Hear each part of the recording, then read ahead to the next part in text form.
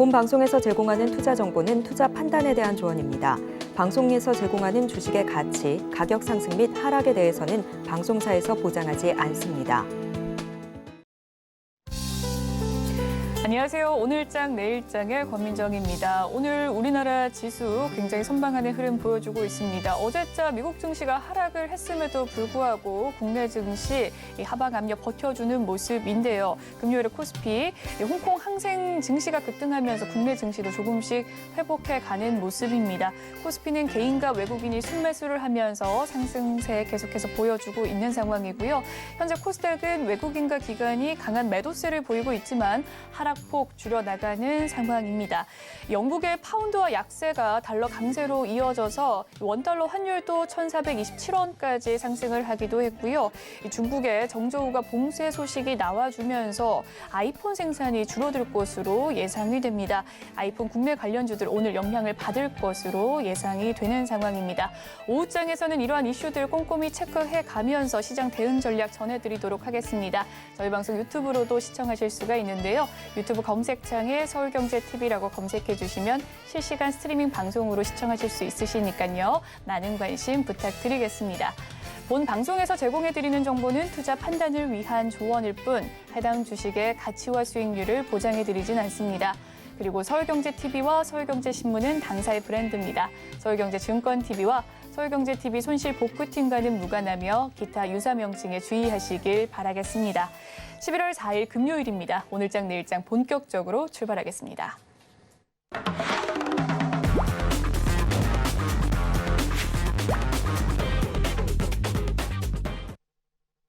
네, 첫 번째 코너죠. 이 시각 보도본부 시간입니다. 오늘은 김미연 기자와 함께합니다. 어서 오세요. 안녕하세요. 네, 그러면 오늘은 어떤 헤드라인 들고 오셨을지 화면으로 만나보겠습니다.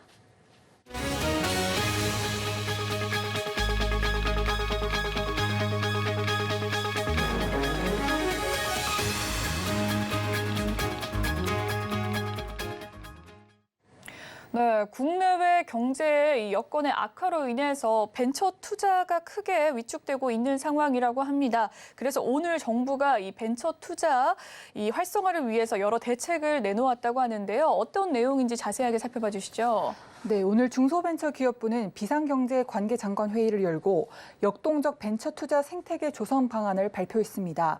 최근 고물가 등 경제 여건들이 악화되면서 벤처 투자 심리 위축과 실적 악화가 나타나고 있기 때문인데요.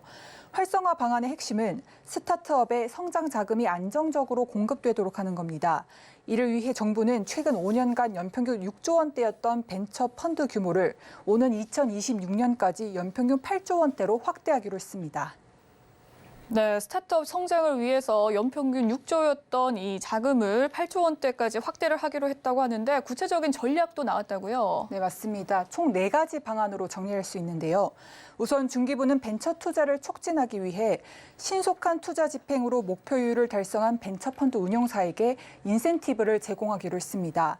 또 국내 민간 자본 유입 확대를 위해 민간 벤처 모펀드를 조성하기로 했습니다. 이를 위해 세제 인센티브 지원을 추진할 계획입니다. 글로벌 자본 유치도 확대합니다. 글로벌 펀드를 내년 말까지 누적 8조 원 이상으로 넓힌다는 건데요. 이를 위해 조성 범위를 미국 중심에서 중동과 유럽 등으로 넓히고 국내 스타트업의 글로벌 진출 기회도 확장할 방침입니다. 마지막으로 조건부 지분 전환 계약 같은 선진적인 벤처 금융 기법도 도입해서 자금 수혈이 어려운 스타트업에 폭넓은 금융 지원도 제공하기로 했습니다. 네, 다음 소식으로 넘어가 보도록 하겠습니다. 부동산 소식인데요. 오늘 서울 아파트 매수 심리가 나왔다고 합니다. 지난 5월 첫 주 이후 계속해서 하락세를 이어오고 있다고 하는데 이번엔 어떻습니까? 네, 오늘 한국부동산원 조사 결과를 보면요. 이번 주 서울 아파트 매매 수급 지수는 72.9로 집계됐습니다. 지난주 75.4에 이어 2.5%포인트 떨어진 건데요. 지난 5월 첫 주 이후 26주 연속 하락세이며 단순 수치상으로는 2019년 4월 넷째 주 이후 3년 6개월 만에 최저 기록입니다. 지수 낙폭도 지난주보다 4배 이상으로 커졌습니다. 매매 수급 지수가 기준선인 100보다 낮을수록 시장에 집을 사려는 사람보다 팔려는 사람이 많다는 것을 의미합니다. 그렇군요. 서울의 아파트 거래 건수도 크게 줄었다고 하는데 어떤 내용이죠? 네, 맞습니다. 서울 아파트의 거래 절벽 현상은 갈수록 나빠지고 있는데요. 서울 부동산 정보 광장 조사 기준으로 지난 9월 서울 아파트 거래량은 614건으로 나타났습니다. 연중 최저이면서 2006년 실거래가 조사 이후 역대 최저 기록입니다. 이는 지난해 9월과 비교해서도 22.8%에 불과한 저조한 실적입니다. 세부적으로 보면요. 서울 5개 권역 중 유일하게 지수 80선을 유지했던 서남권의 지수가 이번 주 78.4로 떨어지면서 지수 80선이 깨졌습니다. 노원, 도봉, 강북구가 있는 동북권의 수급 지수는 지난주보다 더 내려간 67.3을 기록하면서 서울 5대 권역 중 최저로 조사됐습니다. 이 수치는 부동산원이 수급 지수의 조사에 나선 2012년 7월 이후 가장 낮은 수준이기도 합니다. 네, 두 번째 소식 서울 아파트 거래 절벽 현상에 대해서 살펴봤습니다. 마지막 소식으로 넘어가 보도록 하겠습니다. 정부가 이 해운 산업 경쟁력 강화를 위해서 지원 방안을 내놨다고 합니다. 관련 내용 전해주시죠. 네, 오늘 정부는 최근 불안정한 해운 시황을 극복하기 위해 3조 원 규모의 안전망을 마련한다고 발표했습니다. 해양수산부는 오늘 비상경제 관계장관 회의에서 시황 변동에 따른 해운산업 경쟁력 강화 방안을 발표했는데요. 주요 내용을 보면 최대 1조 원 규모의 위기 대응 펀드를 조성하는 것이 있고요. 긴급 경영 안전자금 마련, 공공선주 사업 추진 등이 포함됐습니다. 이를 통해 3조 원 규모의 국적 선사 경영 안전판을 마련한다는 방침입니다.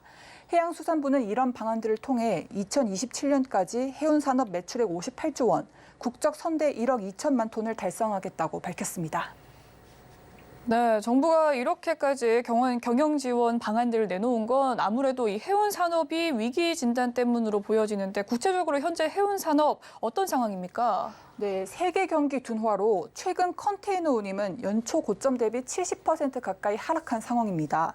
구체적으로 보면 컨테이너 운임 지수가 지난 2019년부터 올해 1월까지 530% 증가했었는데요. 올해 1월 이후엔 67% 급락했습니다. 벌크 운임인 BDI 지수는 지난 2019년부터 3년간 117% 증가하다가 올해 들어 48% 하락한 상황입니다. 내년 전망도 불투명한데요. 다만 지난해 해운 수지는 6년 만에 흑자로 전환했으며 올해 1월에서 8월 수지 흑자 규모는 전년 동기 대비 82%가 상승했습니다. 이 때문에 당장의 해운업의 위기가 초래한다거나 국적 선사의 경영난이 발생할 가능성은 낮은 것으로 관측되고 있는데요. 하지만 해수부는 당장이 아닌 앞으로 해운 산업 위기에 대해 선제 대응하기 위해 여러 지원에 나선다는 방침입니다. 조승환 해수부 장관은 오늘 회의에서 경영량 등 당장의 위험성은 없지만 해운 시황이라는 것이 급격하게 변화하고 있다고 말했고요.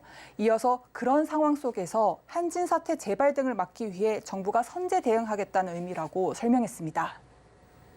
네, 지금까지 이 시각 보도본부 김미윤 기자와 함께했습니다. 말씀 잘 들었습니다. 네, 이번 시간 이 시각 시황 브리핑 해드리는 시간이죠. 김혜연 캐스터가 준비하고 있습니다. 안녕하십니까. 캐스터 김혜연입니다. 전일 미증시는 이 FOMC의 여파로 또다시 하락 마감을 보이게 되었습니다. 영국의 중앙은행도 자이언트 스텝을 시사하게 됐는데요. 그럼에도 불구하고 우리 코스피 지수는 전일 미증시와 대비해서는 상대적으로 견조한 모습이 나타나고 있습니다. 전일 미증시에서 이 기술주를 제외한 대부분의 업종들이 상승세를 보였다는 점과 또 이 실적 발표에 힘을 받고 있다라는 분석들 나와주고 있는데요. 자세한 이 시각 지수 상황부터 살펴보도록 하겠습니다. 네, 코스피 지수가 계속해서 등락을 반복을 하고 있습니다. 현재는 0.38% 오른 2,337포인트대에서 거래가 되고 있고요. 오늘 코스피 시장에서는 통신주들, 보험주들, 그리고 운수창고 관련주들이 상승을 보이고 있습니다. 이어서 코스닥 지수도 확인해 보시죠. 네, 코스피 대비해서는 상대적으로 약한 모습이지만 그래도 저점 대비해서는 소폭이나마 회복세를 보여주고 있습니다. 현재는 0.27% 내린 692포인트대에서 거래되고 있습니다. 오늘 코스닥 시장에서는 이 금리 여파로 인해서 게임주, 엔터주, 성장주들이 약세를 보이고 있고요. 이어서 수급도 확인해 보시죠. 네, 외국인들의 이 매수세가 5거래일 연속 이어지고 있습니다. 외국인이 현재 572억 원 순매수세를 보이고 있고요. 반면에 기관은 3거래일 연속 매도세를 이어나가고 있습니다. 현재 매도폭도 장중에 계속해서 확대가 되고 있는 모습이고요. 920억 원의 매도세가 보여지고 있습니다. 이어서 코스닥의 수급도 확인해 보시죠. 네, 개인은 3거래일 연속 매수세를 이어나가주고 있습니다. 현재 2,757억 원 매수세가 보여지고 있고요. 기관은 4거래일 연속 매도세를 이어나가고 있죠. 기관이 현재 1,420억 원, 외국인은 1,182억 원 매도세가 보여지고 있습니다. 네, 이어서 오늘장 상승하는 업종 테마 살펴보겠습니다. 메타버스 관련주가 상승세를 보이고 있습니다. 전일 언론에 따르면 삼성전자가 의료용 VR 기기인 릴루미노 글래스2를 제작했다라고 하죠. 이미 지난 31일에 적합성 평가까지 받았다라고 전해지면서 연초 한종희 부회장이 언급했던 삼성표 메타버스 기기가 이 릴루미노가 아닐까 하는 분석들이 나오고 있습니다. 또 굳이 릴루미노가 아니다라고 하더라도 모바일 경험의 극대화를 추구하는 이 삼성전자의 VR과 AR 기기 개발은 필수라고 하면서 이 기대감에 관련 사업을 영위하고 있는 종목들이 오늘장 강한 모습을 보이고 있습니다. MP가 현재 11%대 급등 보여지고 있고요. 코세스도 8%가 넘는 상승세, 선익시스템도 현재 11%대 강세를 보이고 있습니다. 네, 이어서 하락한 업종 테마 살펴보겠습니다. 아이폰 관련주들은 쉬어가는 모습입니다. 아이폰의 최대 생산기지인 폭스콘이 위치한 이 정저우가 코로나19로 봉쇄가 된 가운데 근로자들이 대규모 이탈을 하게 되면서 아이폰 14의 연간 출하량 계획에 차질이 생길 수 있다라는 우려의 목소리가 나오고 있습니다. 이 정저우 폭스콘 공장이 절대적으로 많은 양의 아이폰 14 프로와 프로 맥스를 생산하는 주요 기지국이기 때문에 타격이 클 것이라고 하죠. 현재 대략 4분기 기준 200에서 300만 대가 감소가 될 것으로 전망되고 있습니다. 관련주들도 쉬어가는 모습이죠. 넥스턴 바이오가 6%대, LG 이노텍이 2%대, LX세미콘도 2%대 하락세를 보이고 있습니다. 네, 이어서 증시 탑10 확인해 보겠습니다.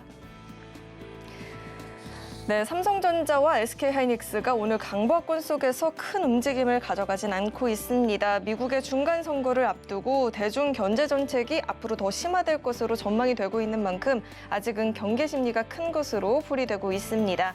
네이버도 이제는 내일 도착 보장 경쟁에 합류하게 되었습니다. 쿠팡과는 어떻게 다를지 관심이 모아지고 있는 상황이고요. 주가는 오늘 3% 가까운 오름세를 보여주고 있습니다. 네, 이어서 서울경제가 뽑은 특징주도 확인해 보겠습니다. 하이브 매출의 절반을 감당하고 있는 BTS가 군 입대를 하게 되면서 수익 타격이 불가피할 것으로 전망되고 있습니다. 주가도 하락세를 보이고 있고요. 카카오뱅크는 3분기 호실적을 달성했죠. 매출액과 영업이익이 각각 전년 동기 대비해서 48.5%, 46.9% 증가세를 보이게 되면서 오늘장 강한 모습 보여주고 있고요. 콘텐트리 중앙은 3분기 매출액은 전년 동기 대비해서 5% 증가를 보였지만 영업이익이 손실을 기록하게 되면서 오늘장에서 약세를 기록하고 있습니다. 네, 그럼 먼저 LG에너지솔루션 살펴보도록 하겠습니다. LG에너지솔루션이 오늘 장중에 59만 8천 원까지 오르게 되면서 상장 첫날 달성했던 연 고점 부근까지 터치하는 모습이 나타났었죠. 3분기 호실적을 기록한 이후에는 계속해서 연일 상승 곡선을 이어나가고 있는 가운데 4분기까지도 전망이 밝다라는 분석들이 나오고 있습니다. 현재도 0.68%대 강세를 유지해주고 있습니다. 네, 이어서 대한항공 살펴보도록 하겠습니다. 전일 미증시에서도 항공주들이 강한 모습이 나타났었죠. 우리 대한항공도 오늘장 강한 모습 보여주고 있는데요. 어닝 서프라이즈를 달성했다라고 합니다. 유가나 물가, 환율, 금리 그리고 코로나19처럼 이런 악재가 많은 상황 속에서도 3분기 매출액이 전년 동기 대비해서 65% 증가를 보였고요. 영업이익도 91%가 넘는 상승을 보이게 되면서 힘을 받고 있는 모습입니다. 현재는 4.61% 오른 23,850원에서 거래되고 있습니다. 네, 마지막으로 포스코 인터내셔널 살펴보겠습니다. 포스코 인터내셔널이 글로벌 친환경 에너지 전문 기업으로 거듭나기 위해서 이 포스코 에너지를 합병한다라는 소식이 전해지고 있습니다. 내년도 1월 1일부터 공식 합병이 돼서 새롭게 출발한다라고 하죠. 현재도 5%대 강세를 유지해주고 있습니다. 네, 지금까지 증시 탑10 확인해봤습니다.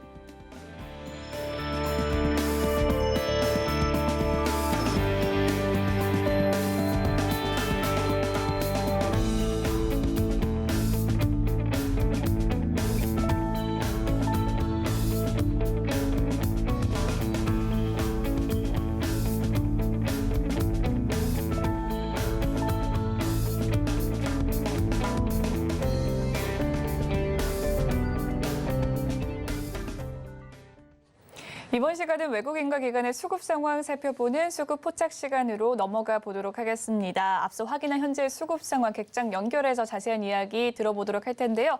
다올투자증권 영업부 이성웅 차장 연결되어 있습니다. 안녕하세요, 차장님. 네, 안녕하십니까? 네, 수급 상황 보고 왔습니다. 종목별 흐름은 어떻습니까?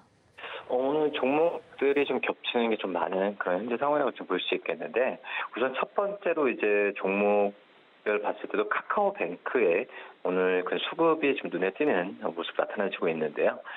우선 뭐 그 카카오뱅크에 대한 부분에 있어서 주가 많이 하락했죠. 뭐 카카오 이 그룹주에 대한 시장에서의 뭐 평가도 뭐 그렇게 좋지는 않았었는데, 하지만 지금 현재 약간의 그 주가가 너무 과도한 하락을 했다라는 이런 분석도 많다라고 말씀드릴 수 있겠고요.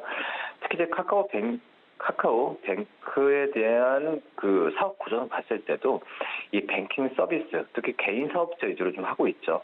그리고 인증 사업이나 여러 가지 뭐 가상자산 거래소 연계 서비스 같은 걸 봤을 때도 시장 분위기상 봤을 때도 이 어떤 성장주로 봤을 때 지금은 좀 시장이 금리가 많이 오르면서 성장주에 대한 가치가 많이 떨어지긴 하지만은 그 과도한 주가 하락으로 봤을 때도 뭐 카카오뱅크에 대한 저평가에 대한 저가 매수는 계속 이루어지고 판단되고 있고요.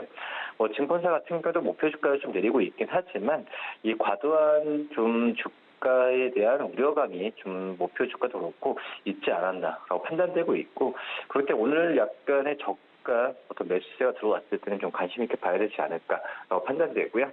그다음에 두 번째로 하나 에어로스페이스가 오늘 눈에 띄는 그런 수고입니다. 역시 이 하나 디펜스 자회사인 바로 하나 에어로스페이스에 대해서 이 증권사 같은 경우에도 이 자사주 오늘 취득 소식에 대한 관심이 많이 높은 상황이라고 좀 볼 수 있겠는데요. 자사주 취득에 대한 부분은 어떤 기업이든 항상 호재로 주가에 작용하고 있기 때문에 하나 에어로스페이스에 대한 또 당사자에 대한 관심이 많이 높은 상황에서 좀 계속 관심 있게 봐도 괜찮지 않을까 그렇게 판단되고 있습니다. 네, 이 시각 수급 특징주의 흐름에 대해서 살펴봐 주셨습니다. 3분기 호실적 속에서 이 과대 낙폭 저가 매수세가 들어오고 있는 카카오뱅크와 더불어서 하나 에어로스페이스에 대해서 이야기를 나눠주셨습니다. 그렇다면 차장님께서 포착한 특징주 어떤 종목이 있을까요? 이 조선 또 기계 업종 그리고 철강 업종의 어떤 가장 큰 어떤 수혜주라 볼 수 있는 이 기자재 업종 중에서 이 태광을 좀 관심 있게 좀 말씀을 드리도록 하겠는데요.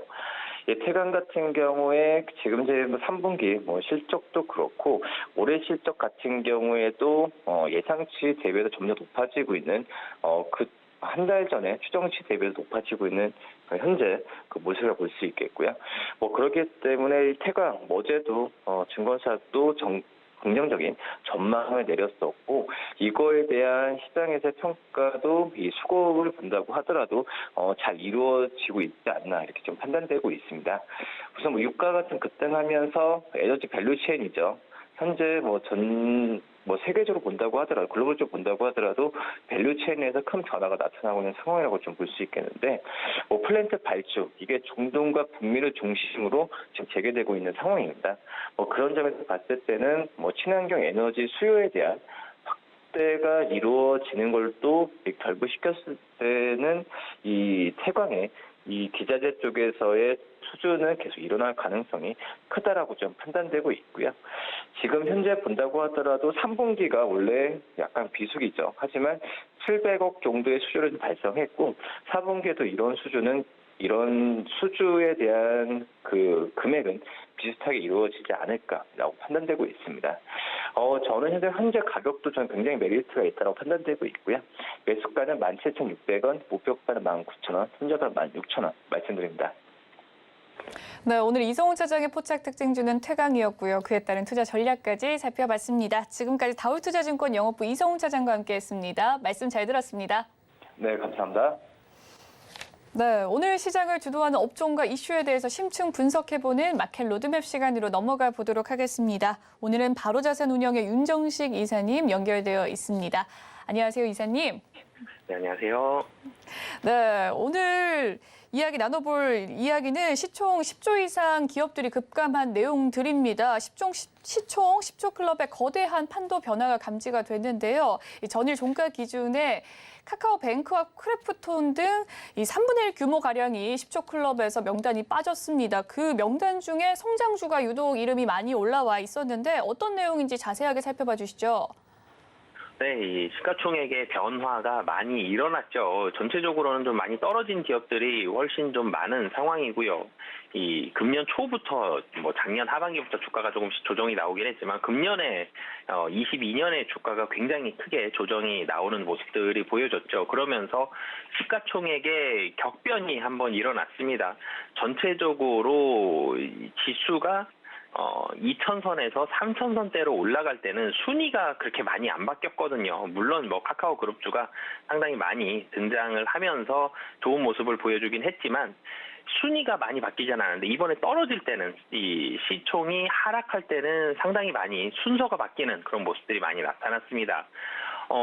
작년 말 39곳 시가총액 10조 원 이상 작년 말 39곳을 봤을 때 지금 보면 이 39곳 중에 3분의 1이 넘는 14곳이 시총 10조 클럽에서 탈락하고 대신 3곳이 들어갔습니다. 그러니까 39곳에서 14곳이 탈락하고 3곳이 들어갔으니까 이제 28곳. 30곳이 좀 채 안 되거든요. 10조 이상이. 이 탈락한 명단을 본다라면 대표적으로 사실 오늘 좀 올라가고 있는 모습들이 이제 뭐 카카오뱅크와 카카오페이가 주가가 좀 많이 상승을 하면서 카카오뱅크가 10조 1,000억으로 오늘 사실 급등했죠. 7% 올라가면서 조금 올라가 있는 모습이 있긴 있는데 카카오뱅크가 10조 원이라고 치더라도 크래프톤과 SK바이오사이언스 작년에 이 상장하면서 굉장히 크게 주목을 받았었죠. 이런 종목들이 좀 빠지는 그런 모습을 보여줬고요. 뭐 여전히 시가총액 최상위 1위 종목은 삼성전자인데 뭐 그 외에도 변한 종목들 좀 살펴본다라면 LG에너지솔루션 시가총액이 많이 올라갔고 뭐 나머지 종목들은 잘 있는데 이 5위권 밖에 있는 종목들이 사실 좀 많이 움직였고요. 시가총액 최상위 종목들 중에서 좀 많이 시가총액이 감소한 부분들 좀 살펴본다라면 뭐 대표적으로 뭐 하이브 엔터주 중에서 하이브가 14조 4천억 정도였는데 이제 반토막도 안 되죠. 거의 5조 원대로 떨어진 모습들이 있고 게임 업체들 중에서 뭐 좀 전에도 말씀 주셨듯이 크래프톤이라든지 NC소프트라든지 이런 이 게임 업체들이 상당히 좀 많이 감소하는 그런 모습들을 보여줬습니다. 뭐 넷마블도 마찬가지고요. 이 엔터와 게임 업종들은 이익단이 사실 많이 좀 줄어들었죠. 코로나 영향이 상당히 많았고 그리고 게임 업종들 같은 경우는 이 시가총액이 전체적으로 조금씩 줄어드는 이런 모습들을 많이 보여주고 있는 추세였기 때문에 시가총액이 줄어들었고 그리고 시장의 유동성도 많이 줄어들었습니다. 시장의 유동성이 줄어들 때에는 실적에 대한 그러니까 숫자에 대한 중요도가 확연히 좀 커지고 있는 그런 상황이기 때문에 이익에 대한 중요도 증가를 했고요. 그러면서 시가총액도 이익단이 떨어지면서 시가총액도 같이 좀 빠른 속도로 감소하는 모습이 나타났고요. 좀 전에도 말씀드렸듯이 성장에 대해서 방점을 찍고 있었던 그러니까 지금 당장의 숫자 영업이익과 매출액보다 향후에 얼만큼 성장할 수 있다라는 그 성장의 방점을 찍었던 종목들이 시가총액에서 좀 많은 감소를 보여주는 모습이 최근 1년 동안 좀 나타났다라고 보시면 되겠습니다. 네, 10조 클럽의 명단 작년 말에 39곳이라고 이야기를 해주셨는데 1년 새 14곳이 탈락을 했다라는 이야기를 해주셨습니다. 3곳이 추가되기도 했지만 현재 28곳에 이르는 상태라고 했고 아무래도 좀 성장에 반점을 둔 기업들이 많이 탈락한 모습이었고 시장의 유동성 감소로 인한 흐름이었다라는 이야기까지 해주셨는데 특히나 이 IPO의 대어로 평가받던 종목들이 좀 하락을 했던 것 같습니다. 상장 전후로 높은 관심이 쏠렸었던 이 카카오뱅크와 카카오페이, 크래프톤의 급락이 좀 두드러지는 양상을 보였었는데요. 이 IPO의 흥행이 주가의 지속성으로 좀 직결될 수 없다라는 하나의 방증으로 판단을 해도 될까요? 네, 이 IPO 당시의 분위기가 이 당시에 이 주가에는 상당히 중요하게 작용을 하고 있죠. 그러니까 작년을 좀 생각을 해보면 카카오뱅크, 카카오페이, SK 바이오사이언스 이런 종목들 경쟁률이 몇 대 1이다. 이게 사실 기사화될 정도로 여기로 자금이 얼마가 쏠렸다. 이 공모주로 자금이 너무 많이 쏠리면서 시장의 균형이 안 맞을 정도로 공모주로 많은 자금이 쏠리는 그런 모습들이 보여줬거든요. 이렇게 경쟁률이 센 종목들은 당연히 상장 직후에 주가가 급등. 이 작년에 사실 굉장히 유행했던 용어가 따상이었죠. 따상. 그러니까 공모가의 더블, 그러니까 2배의 상한가. 그러니까 공모가 기준으로 했을 땐 260%가 상승할 수 있는, 첫날에 그렇게 상승할 수 있는 이 종목들, 상승한 종목들도 상당히 좀 많았고요.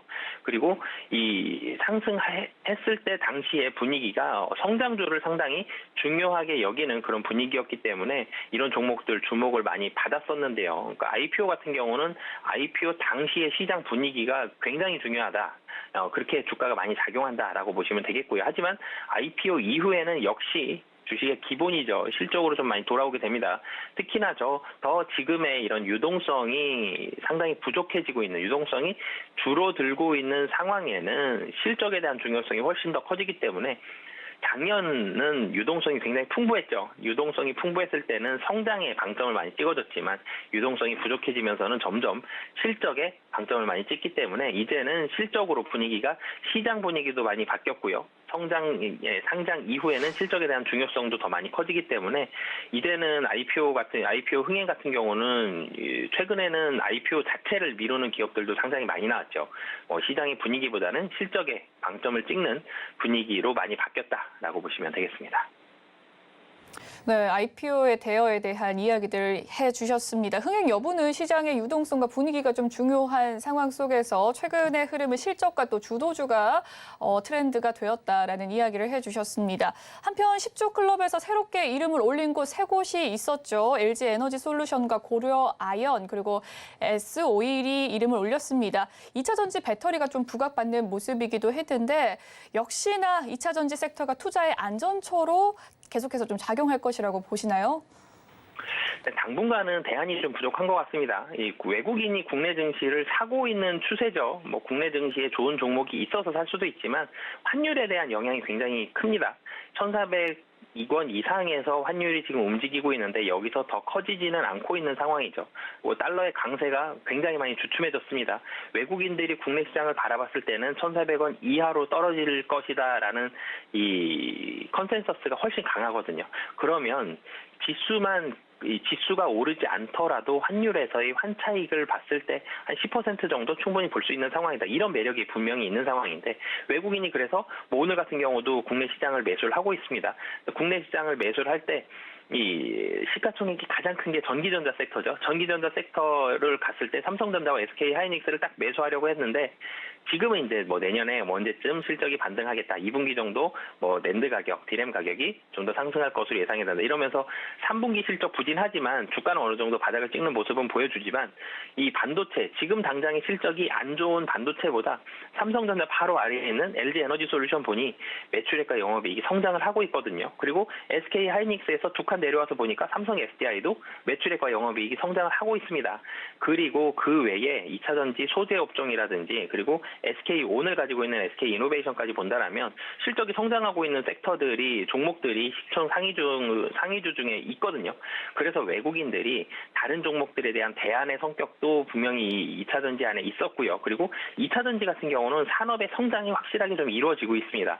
반도체 같은 경우는 내년에 반등을 하는 거지 전 고점을 찍었던 이 시점에서의 추가적인 성장이 나타나는 경우는 아니거든요.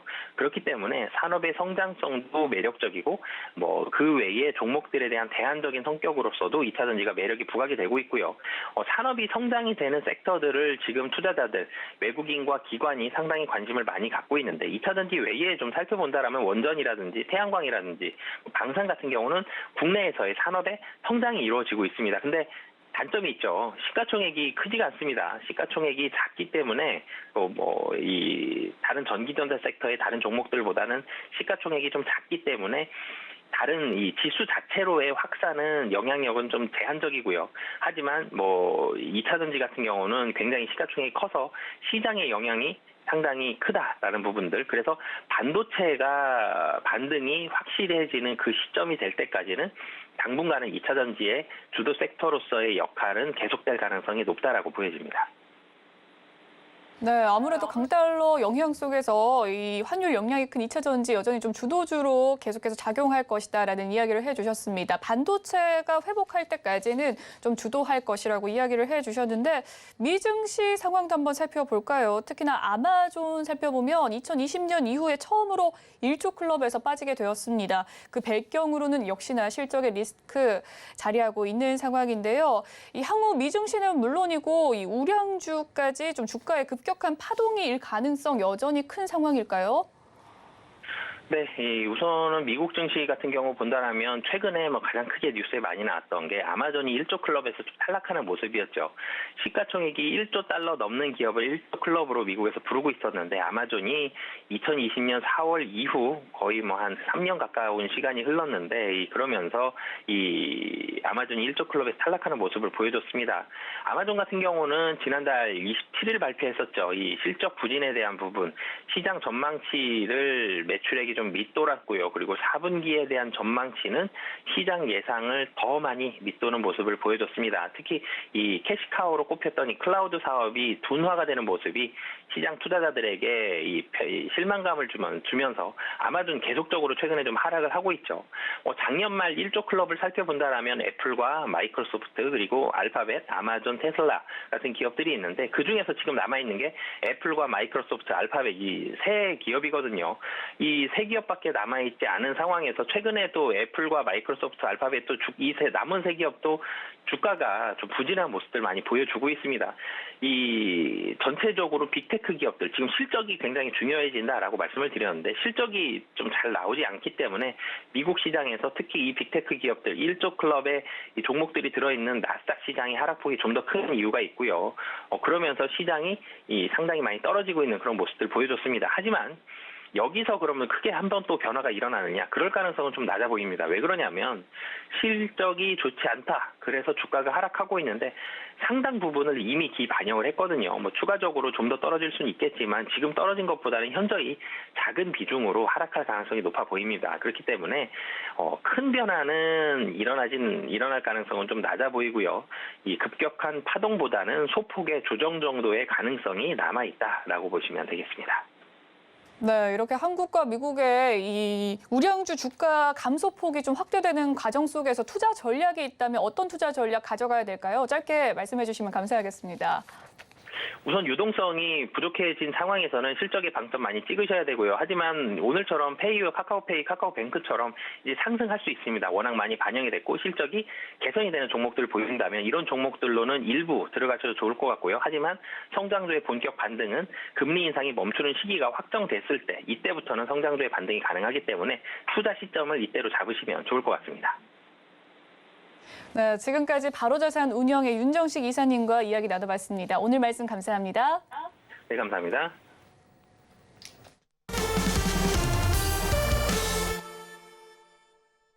네, 글로벌 금융의 핵심 이슈를 알아보는 배종찬의 통통 경제 시간입니다. 매주 이 시간 시장을 주도하는 핵심 현안과 이 증시의 투자 전략 통통 튀는 배종찬 소장님의 시각으로 알아볼 시간인데요. 배종찬 소장님 나와 계십니다. 어서 오세요. 안녕하십니까? 네, 오늘은 중간선거 이야기를 해보도록 하겠습니다. 네. 초접전을 보이고 있는 중간선거입니다. 이제 얼마 안 남았고요. 최근 네. 공화당으로 판세가 기울었다고 하는데 이 판세를 좌우하는 가장 큰 요인이 있다면 어떤 것들이 있을까요? 우리가 선거에서 중요한 기준이 뭐가 될까 생각을 해보면 한국 선거든 미국 선거든 간에 결국 먹고 사는 문제거든요. 그러니까 우리가 정치적인 성향이 이 선거의 중요한 기준도 될 수 있어요. 진보냐 보수냐. 근데 미국에 특별하게 우리가 민주당, 공화당을 나눌 때 진보 보수로 나눈다 이게 아니거든요. 그렇다면 어떤 특정한 정책이 있느냐? 대선 때는 그럴 수 있겠죠. 근데 우선 우리가 이 중간 선거의 개념이 뭔지를 여러분들이 아셔야 돼요. 무슨 말씀이냐? 이게 미국 대통령 선거도 짝수에 있고 올해가 짝수회죠. 그러니까 미국 대통령 임기가 시작되고 난 이후에 짝수에 딱 중간 지점이에요. 2년 후에 있는 11월에 몇 번째 화요일? 첫 번째? 두 두 번째 화요일. 네. 두 번째 화요일이기 때문에 중간 선거가 있을 때마다 11월은 맞는데 날짜는 살짝 틀릴 수가 있죠. 네. 근데 이번에는 두 번째 화요일이 11월 8일이에요. 다음 주. 그러니까 이건 이때는 이제 하원 의원은 435명을 여러분들 이거 잘 들어두셔야 돼요. 435명이 다 바뀝니다. 다 바뀌어요. 네. 그리고 그럼 2년 임기라는 거죠, 그죠? 그다음에 상원은 3분의 1만 바뀌어. 그러니까 100명인데 3분의 1은 33명, 34명? 뭐야, 너 몇 명이야? 이럴 수 있잖아요, 그죠? 여러분들 그러네요. 그냥 35명. 계산하기 어려우니까 35명이 바뀝니다. 자, 그러니까 상당히 중요한 게 하원은 다 바뀌니까 누가 되느냐. 그다음에 상원은 35명이니까 이 35명 중에서 민주당이 몇 명, 공화당이 몇 명이냐에 따라 중요한 거잖아요. 여러분들 지금 화면에 나올 텐데 지금 중간선거 판세인데 이것도 여러분들이 궁금하실 거예요. 다 조사가 된 거야? 여론조사 결과야? 이렇게 생각하시는데 그런 곳도 있고 아닌 곳도 있어요. 그런데 미국의 이 네이트 실버라고 하는 신호와 소음이라고 하는 저 같은 이제 이 데이터 분석을 하는 전문가예요. 데이터 분석 전문가인데 제가 한국에 그럼 네이트 실버래 그죠? 자, 그런데 이 네이트 실버가 세운 회사가 538이 뭐냐면 미국 대통령 선거의 선거인단이 538이야. 여러분들이 이런 걸 좀 알아두실 필요가 있는 게 뭐 좀 내용을 알아야 분석이 가능하잖아요. 538이 미국 대통령을 뽑는 선거인단이다. 네. 자, 미국 대통령은 각 주의 선거인단으로 뽑히잖아요. 그죠? 네. 자, 여기서 이제 538에서 너무 TMI로 가나? 여기서 이제 3명은 워싱턴 DC의 3명이에요. 네. 이제 이 사람들이 대통령을 뽑는다면 지금 이제 이 하원 의원의 경우에는 지역구에 유권자들이 있단 말이에요. 그런데 이걸 다 집합을 해본 거예요. 예. 그러니까 435개의 지역에 다 이렇게 이제 해봤더니 미국은 그러니까 비례대표가 없어요. 우린 비례대표가 있죠. 그러니까 해봤더니 그래프 한번 더 보여주세요. 자, 이 판세를 봤더니 판세 그래프를 더 보여주세요. 판세 봤더니 네. 하원은 공화당 승리 확률이 민주당 승리 확률이 공화당 승리 확률이 네. 84%. 84%. 예, 미국이라서 또 한국하고 제가 둘 다 분석을 하니까 약간 84%니까 이 결과만 보면은 거의 지금 하원은 압승이네요. 공화당 쪽으로 가겠구나. 80%가 넘는다는 거는 우리가 이변이라 그래도 80%를 뒤엎기는 힘들잖아요. 그렇죠. 근데 이것도 사실은 한 석 달 전으로 거슬러 올라가면 비슷했더랬어.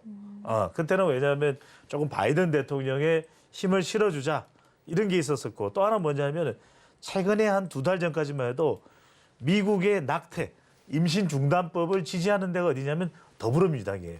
그런데 이 대법원에서 이 임신 중단법, 이른바 로앤 웨이드법을 안 돼.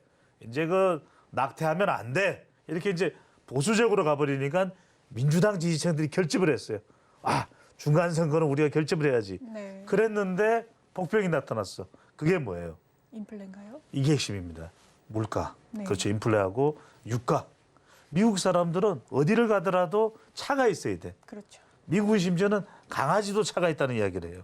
그런데 이 차가 있으려면 차가 굴러가려면 기름이 필요하잖아요. 그죠? 그런데 이 기름값이 천정부지로 치솟았는데 바이든 대통령의 임기가 시작된 이후에 이 기름값이 몇 %로 올라간 줄 알아요? 60% 폭등을 했어. 그러니까 바이든 대통령이 좋은 점수를 딸 수가 없죠. 그래서 지금 선거 판세가 그렇게 흘러가고 있다. 그러다 보니까 지금 상원도 지금 공화당 승리 그나마 상원은 조금 민주당이 희망을 가져볼 만한데 지금 중간 선거일이 가까워지면 가까워질수록 상원마저도 공화당 가능성이 점차로 높아지고 있는데 얼마 전에 사건 하나 있었던 거 기억나요? 사건이 하나 있었죠. 어떤 사건이죠? 낸시 펠로시 민주당 하원 의장의 이 자택, 샌프란시스코 자택에 네. 이게 피브 49의 샌프란시스코의 그 항구 근처에 있는 피어 49 근처의 지역구가 있어요. 여기에 개안이 침입을 했네. 그러니까 낸시 펠로시가 없으니까 남편인 펠로시를 둔기로 내려쳤어요. 그러면 보통 이게 사고가 생기는 그럼 민주당을 저 사람 누구야? 그래서 일각에서는 이제 그 개안이 트럼프 추종자다. 뭐 이런 이야기도 나오면서 약간 네. 선거 전략상 공화당의 이 핵책이 공화당의 이 추종자가 범죄를 저질렀다. 그럼 민주당 지지층들이 이럴 때 결집하잖아요. 그렇죠. 동정적으로 생겨. 그런데 이게 별로 그런 식으로 해석이 안 된 거예요. 이슈가 안 됐어. 네. 그러다 보니까 이 개안이 낸시 펠로시의 남편을 등교 내린 사람이 주는 영향은 좀 제한적인 거예요.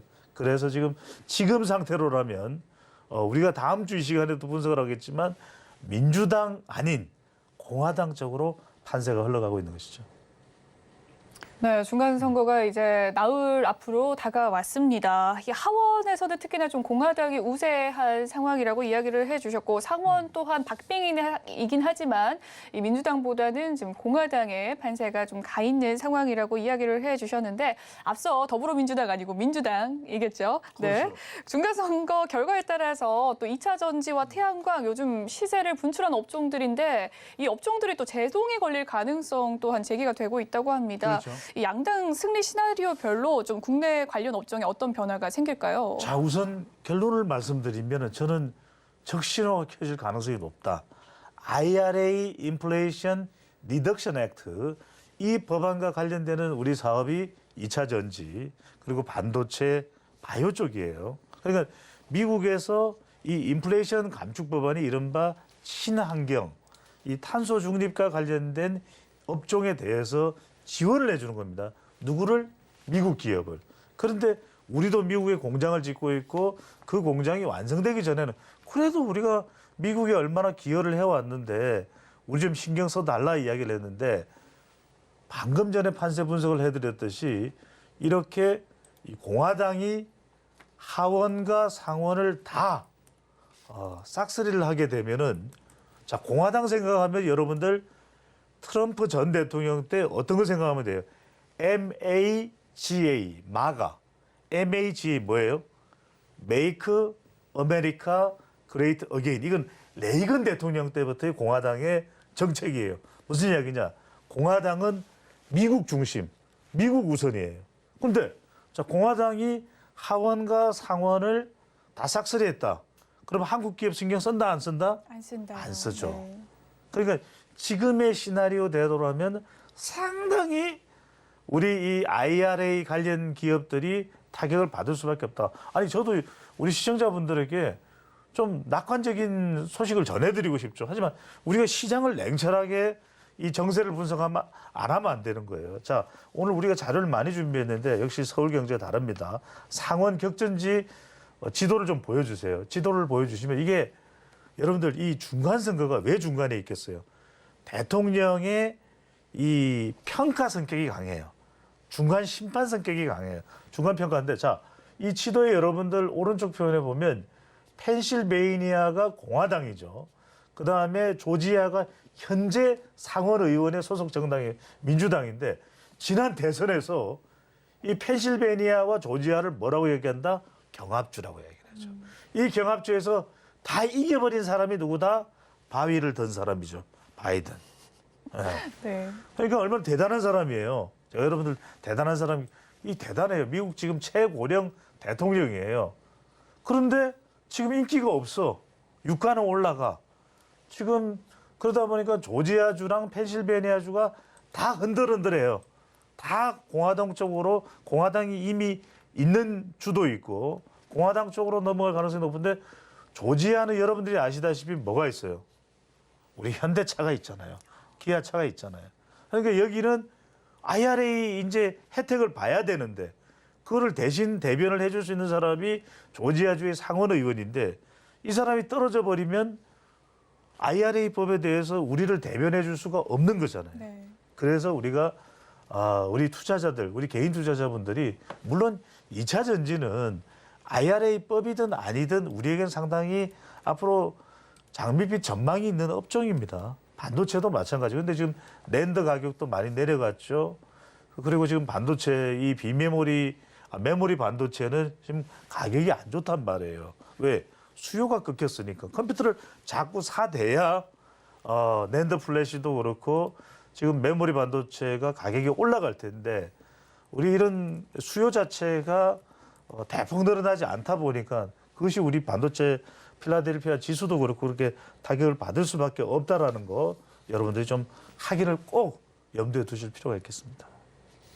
네, 현재 좀 공화당의 압승이 좀 점쳐지고 있는 가운데 중간 선거 이후에 공화당이 좀 상하원 모두 좀 승리를 하게 되면 우리나라의 기업, 특히나 IRA 관련 기업이 좀 타격이 있을 것이다라는 이야기를 해주셨습니다. 아무래도 공화당이 미국 자국 우선주의이기 때문에 그렇지 않을까 싶은데요. 현재 판세를 가르고 있는 것은 역시나 물가, 인플레입니다. 그렇다면 공화당이 승기를 잡을 때에 유가와 또 인플레의 향방은 어떤 배경으로 작용하게 될까요? 이거 여러분들 다른 거 볼 필요 없습니다. 이제 증시는 공화당이 잡으면 좋아질 가능성이 높아요. 그리고 유가는 어떻게 되겠어요? 자, 트럼프 전 대통령이 공화당이잖아요, 그죠? 트럼프 전 대통령 때 석유화학 기업이 좋았어, 안 좋았어? 좋았잖아요. 그랬군요. 그때 네. 셰일 석유 그리고 셰일 가스 막 한다고 이야기가 나왔잖아요. 공화당일 때는 여러분들 석유를 생각해요. 석유가 좋아. 경제도 좀 활성화돼요. 자, 굉장히 여러분들 중요한 지금 표를 하나 보실 필요가 있는데 우리 시간을 통해서도 전문가 분석을 통해서 지금 중간선거 이듬해 1분기 주식시장 수익률 지금 그 그래프를 우리가 좀 보시고 분석을 해야 되는데 무슨 이야기냐면 자, 20.5%까지 올라갔던 때가 1987년이에요. 그러니까 중간선거는 1986년에 있었어. 1987년에 20.5까지 올라갔다면 누구 대통령이죠? 레이건. 레이건 공화당이에요. 그다음에 자 2019년 13.1까지 올라가죠. 우리가 보고 있는 표에서는 두 번째예요. 두 번째예요, 거의. 2019년 누구 때예요? 트럼프 때. 트럼프 때 공화당이잖아요. 왜? 공화당은 기업에 무한정의 자유를 주는 거예요. 그러니까 기업들이 잘 되니까 주가는 어떻게 될 수밖에 없다? 올라갈 수밖에 없는 거죠. 그러면 석유화학 기업에 대해서도 기회를 준단 말이에요. 네. 그렇게 되기 때문에 석유화학 기업은 잘 될 수밖에 없다. 자, 그런데 이 생각을 해보세요. 지금 공화당이 하원 상원을 다 차지하게 된다 그러면 러시아 우크라이나 전쟁 어떻게 될 것 같아요? 심각하게 되네요. 더. 심각한 게 아니라 심각할 수도 있죠. 네. 왜? 우크라이나 지원을 못 해요. 지금까지 바이든 대통령이 바이든 행정부가 안보 관련 지원으로 우크라이나에 해준 게 약 한 26조 원. 지난 6월 15일에 또 수조 원을 해줬거든요. 근데 젤렌스키가 화를 내, 우크라이나 대통령이. 왜 더 많이 안 해줘? 그런데 지금 그걸 모르고 하는 소리예요. 지금 공화당이 하원과 또 상원을 싹쓸이 해버리면 이거 지원 안 하겠다라는 거예요. 왜? 트럼프 전 대통령 때 여러분 생각해보면 러시아랑 상당히 밀착 관계예요. 바이든 대통령은 아들인 헌터 바이든도 우크라이나를 돕는 일을 했었고 우크라이나와 친한 대통령이 바이든 대통령이에요. 그러면 공화당이 되면은 더 이상 이제는 전쟁 지원을 안 해줘 버리게 되면 그러면 이제 러시아의 세상이 되는 거예요. 더 사우디의 세상이 되는 거예요. 더 이란의 세상이 되는 거예요. 그러면은 이들 나라들이 감축을 해버리고 우리는 석유 패권을 가져가겠다. 석유 패권을 가져간다는 이야기는 석유값이 어떻게 되는 거죠? 유가는 올라갈 가능성이 높다는 거죠. 네, 인플레와 유가의 향방에 대해서까지 알아봤고요. 또 연준이 계속해서 자이언트 스텝을 단행하는 소식이 전해졌고 그렇다면 좀 중간 선거 후에 연준의 금리 인상 기조는 어떻게 변화가 될까요? 그래서 저는 이제 여러분들이 굉장히 중요한 포인트를 아셔야 될 것이 중간 선거 그러는데 중간 선거가 아니라 여러분들이 연준에 집중을 해야 됩니다. 그래서 제가 요즘에 이 경제 방송에서 강조하고 있는 것은 중선보다는 연준이야. 연준을 보셔야 돼요. 연준이 언제쯤 기준금리를 조정을 하느냐. 이걸 여러분들이 개인 투자자들이 가장 잘 알아야 돼요. 제가 볼 때는 조금 3월이 아니라 내년 3월이 아니라 조금 더 일찍 1월 정도에는 조정 가능성이 있을 것이다. 왜? 자, 하원과 상원을 공화당이 이겨버리게 되면 산타랠리를 조금 만끽하면서 뭐 우리가 원하는 만큼 만끽하는 건 아니에요. 근데 산타랠리를 어느 정도 확보하면서 이것이 1월 달로 가게 되면 자, 제롬 파월 제가 흥미로운 질문 하나 드릴게요. 제롬 파월이 공화당이랑 가까운 사람이에요? 민주당이랑 가까운 사람이에요? 공화당이지 않을까요? 여러분들 이런 걸 알아야 돼요. 공화당 빙고. 네. 공화당이랑 가까운 사람이에요. 그런데 지금 민주당 정부에서 연준 의장을 맡고 있죠. 그런데 하원 상원이 공화당이 돼버린다. 그러면 아니 파월 지금 경제 살려야 돼. 금리 자꾸 그렇게 테이퍼링 하지 마. 이렇게 돼버리면 파월도 그거를 외면할 수가 없어요. 그러면 파월까지도 움직이게 되면은 이건 이제 어느 정도 기준금리의 조정 국면으로 들어가게 된다. 이 부분을 보시면서 여러분들이 액션을 할 타임은 1월 달에 조정 국면이 이루어진다고 본다면 여러분들이 그걸 포착하셔야 돼요. 언제쯤 우리가 이 기준금리가 조정되는 국면을 타고 들어가야 되겠다. 그래서 중간 선거보다는 연준이 되는 겁니다. 그렇군요. 중간 선거보다는 연준에 좀 초점을 맞추는 투자 전략을 가지면 좋을 것 같습니다. 지금까지 인사이트 K 배종찬 소장님과 통통 경제 시간 함께했습니다. 말씀 고맙습니다. 감사합니다. 본방송에서 제공해드리는 정보는 투자 판단을 위한 조언일 뿐 해당 주식의 가치와 수익률을 보장해드리진 않습니다. 그리고 서울경제TV와 서울경제신문은 당사의 브랜드입니다. 서울경제증권TV와 서울경제TV 손실복구팀과는 무관하며 기타 유사 명칭에 주의하시길 바라겠습니다.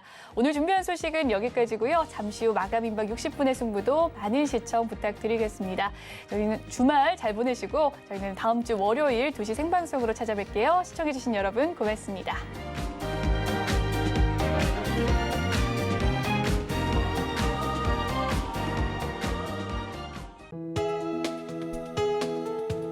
본 방송에서 제공하는 투자 정보는 투자 판단에 대한 조언입니다. 방송에서 제공하는 주식의 가치, 가격 상승 및 하락에 대해서는 방송사에서 보장하지 않습니다.